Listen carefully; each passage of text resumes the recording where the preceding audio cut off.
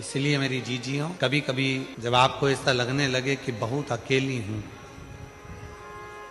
सबने साथ छोड़ दिया, कोई मेरा साथ नहीं देता, परिवार, नाते, रिश्ते, कुटुंब, कबीले सब मुझे छोड़ दिए, तब शंकर के मंदिर में जब आप बैठे हो या जल चढ़ा रहे हो तो वहां की जो रज है, वहां की जो मिट्टी है, वहां का जो कण है, वहां की जो रज है, मिट्टी है, उसको भी अगर अपने मस्तक पर चढ़ाओगे तो निश्चित है उस रज में ना जाने कौन सा शिव भक्त अपने मस्तक पर त्रिपुंड लगाकर आया होगा, शरीर पर भस्म लगाकर आया होगा। वो भस्म की कण जमीन पर गिरी होगी, वो कण जब हमारे शरीर पर लगेगी तो निश्चित है कि तुम्हारा दुख कटेगा जरूर, वो दुख समाप्त जरूर, दुख समाप्त।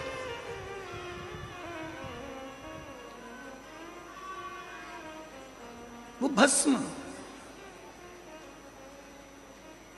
चपटी भभूत में है खजाना,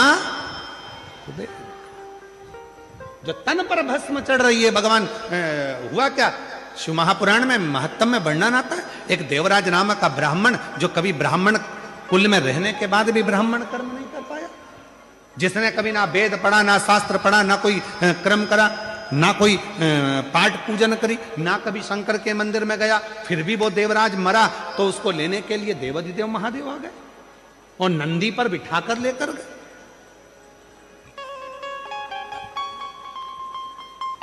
क्यों, किस लिए, क्या कारण था? केवल एक कारण, देवराज नाम के ब्राह्मण की माता शिव के मंदिर में जाती थी, शंकर के मंदिर में झाड़ू लगाती थी, शंकर के मंदिर में पोछा लगाती थी, शंकर के मंदिर में जल चढ़ाती थी, शंकर के मंदिर में जाकर आराधना करती थी। और वो देवराज नाम का ब्राह्मण जो ब्राह्मण कुल में जन्मा था, ब्राह्मण के घर में जन्म लेने के बाद भी ब्राह्मण कर्म नहीं कर पाया, ब्राह्मण कर्म से वंचित रह गया, चोरी करता, घर में अच्छी पत्नी थी, बच्चे थे, कुटुंब था, इसके बाद भी पर स्त्री का गमन करने गया और एक दूसरी स्त्री के कहने पर रानी के गले का हार चुरा कर लेकर आ गया।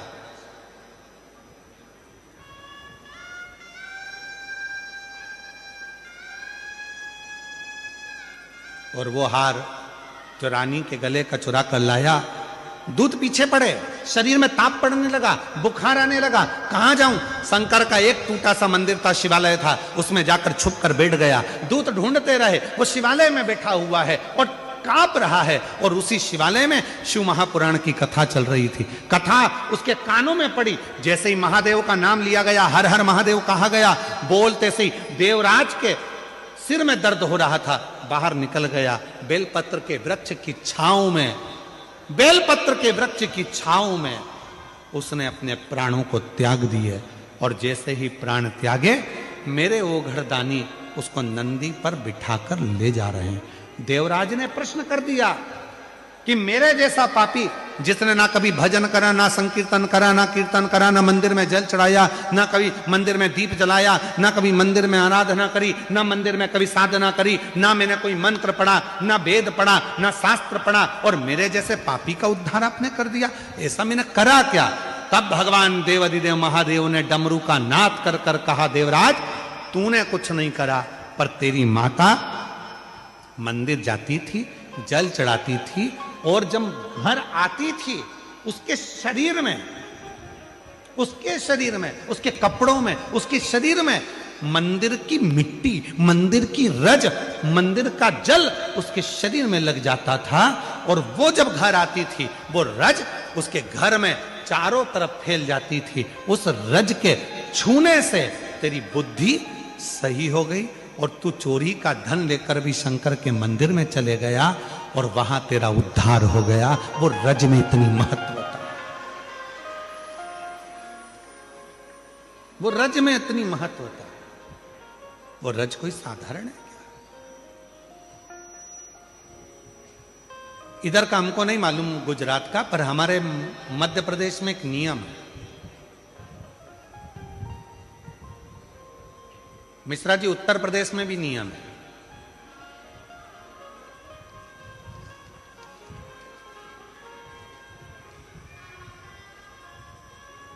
इधर गुजरात का छोटू भाई हमको नहीं मालूम है, परंतु हमारे उधर मध्य प्रदेश में, उत्तर प्रदेश में, सेंगर जी तुम कहाँ के हो हमें नहीं मालूम, तुम भी उत्तर प्रदेश के हो गए, हाँ तो तुम्हारे कोई मालूम होगा।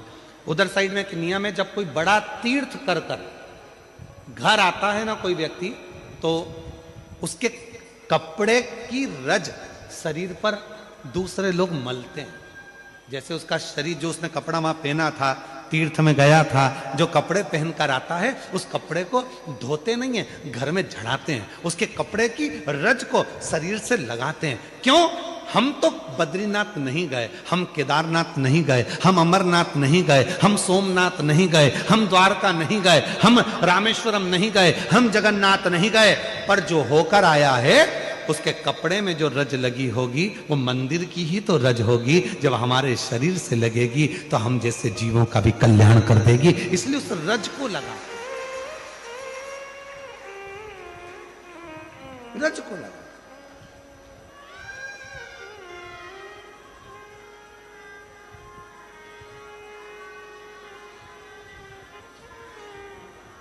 कोई बहुत बड़े, कोई गमी में गया, दुख में गया, हॉस्पिटल गया, तो उसके कपड़ों को धो दिया जाता। पर कोई तीर्थ गया, कोई भगवान की अविरल भक्ति करने गया, उसके कपड़ों को धोते नहीं, उसके कपड़ों को तो झड़ाते हैं।